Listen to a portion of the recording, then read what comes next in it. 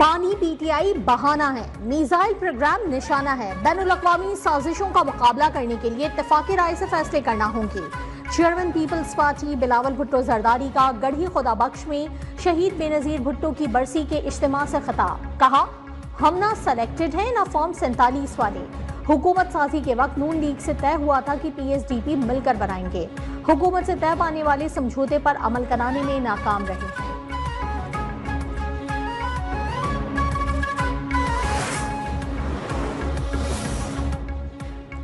افغانستان کو کالعدم T T P کے خلاف کارروائی کرنا ہوگی، بہتر تعلقات اور کالعدم ٹی ٹی پی کو کھلی چھوٹ بیک وقت ممکن نہیں، پاکستان دفاع کا بھرپور حق رکھتا ہے۔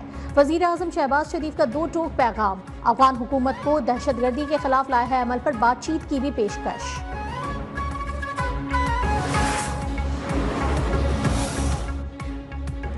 کسی سیاسی لیڈر کی اقتدار کی خواہش پاکستان سے بڑھ کر نہیں، 9 مئی کے اصل کرداروں کو کیفر کردار تک پہنچانے تک انصاف کا سلسلہ جاری رہے گا۔ ترجمان پاک فوج لیفٹیننٹ جنرل احمد شریف چودھری کا دو ٹوک موقف، کہا فتنۃ الخوارج کی قیادت افغانستان میں موجود ہے، اپنے جوانوں اور شہریوں کی شہادت پر بیٹھ کر تماشا نہیں دیکھ سکتے، دہشت گردوں کے نیٹ ورکس کے خاتمے اور ملک کی سالمیت کی خاطر ہر قربانی کے لیے تیار ہیں۔ خیبر پختونخوا میں گڈ گورننس پر توجہ دینی چاہیے۔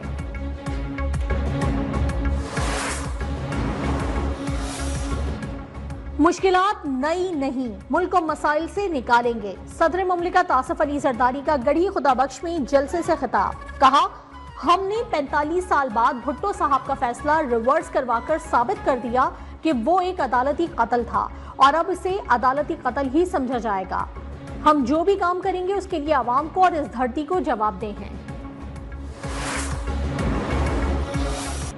عالم اسلام کی پہلی خاتون وزیر اعظم دختر مشرق بے نظیر بھٹو 70ویں برسی، گڑھی خدا بخش میں مرکزی تقریب، رہنماؤں کا شہید بی بی کو شاندار الفاظ میں خراج عقیدت۔ شہری رحمان بولی کسی کو مزاحمت کی سیاست کرنی ہے تو پیپلز پارٹی سے سیکھے، اگر انتشار سے بچنا ہے تو شرائط کے بغیر ٹیبل پر آئے۔ راجہ پرویز اشرف نے کہا کہ جو نفرتیں پھیلائے وہ لیڈر نہیں ہوتا۔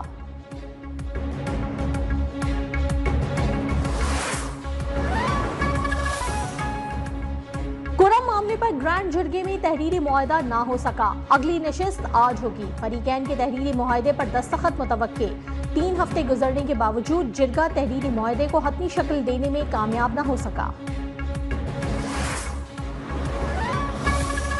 کراچی میں مذہبی جماعت کا احتجاج، شہر کے مختلف مقامات پر دھرنے، نمائش چورنگی، عباس ٹاؤن، انچولی، 5 اسٹار چورنگی سمیت اہم سڑکیں ٹریفک کے لیے بند، شہریوں کو شدید پریشانی کا سامنا، ترجمان ٹریفک پولیس کی شہریوں سے متبادل راستے اختیار کرنے کی اپیل۔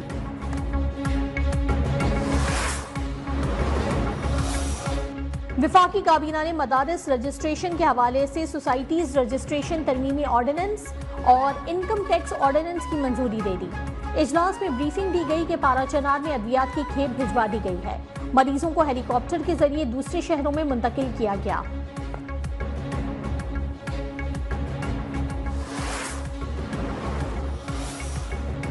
اپوزیشن کا غیر سنجیدہ رویہ، پبلک اکاؤنٹس کمیٹی کی تشکیل مسلسل التوا کا شکار، حکمراں جماعت پاکستان مسلم لیگ نون کے چیف ویپ ڈاکٹر طارق فضل چودھری کا پی ٹی آئی کے چیف ویپ عامر ڈوگر کو تیسرا خط، کہا 10 ماہ گزرنے کے باوجود اپوزیشن نے ابھی تک پینل نہیں بھجوایا، اگر پینل 7 دنوں میں نہ بھیجا گیا تو حکومتی اتحاد مل کر چیئرمین پی اے سی کا فیصلہ کرے گا۔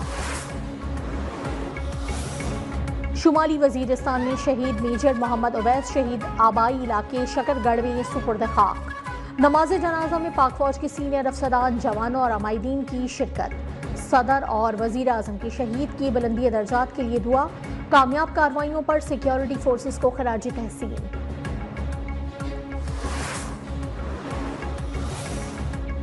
وزیر اعظم کی زیر صدارت انسانی اسمگلنگ کے سدباب کے حوالے سے جائزہ اجلاس، یونان کشتی حادثے کے پیش نظر تشکیل دی گئی کمیٹی کی رپورٹ پیش، شہباز شریف کی 1 ہفتے کے اندر انسانی اسمگلنگ میں ملوث تمام افراد کو حراست میں لینے کا حکم، انسانی اسمگلنگ میں ملوث افراد کے خلاف استغاثہ کا عمل مزید مؤثر بنانے کی بھی ہدایت۔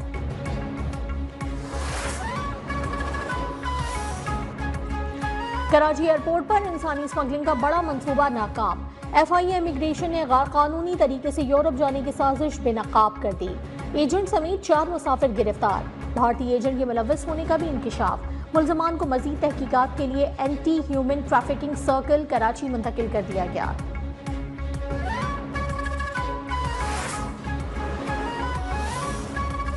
ملک میں مہنگائی کی شرح میں مسلسل اضافے کا رجحان جاری، حالیہ ہفتہ مہنگائی کی شرح میں 8.80% اضافہ، سالانہ بنیادوں پر مہنگائی کی شرح 4.64% سے بڑھ کر 5.08% ہو گئی۔ وفاقی ادارہ شماریات نے مہنگائی کی ہفتہ وار رپورٹ جاری کر دی، حالیہ ہفتے میں 17 اشیاء مہنگی اور 10 اشیاء سستی ہوئیں، جبکہ 24 اشیاء کی قیمتیں مستحکم رہیں۔ سابق بھارتی وزیر اعظم منموہن سنگھ کی وفات پر 7 روزہ سوگ کا اعلان، آخری رسومات آج ادا کی جائیں گی۔ بھارتی حکومت کے مطابق منموہن سنگھ کی آخری رسومات سرکاری سطح پر ادا کی جائیں گی۔ ملک بھر میں سرکاری عمارتوں پر بھارتی پرچم سرنگوں رہے گا۔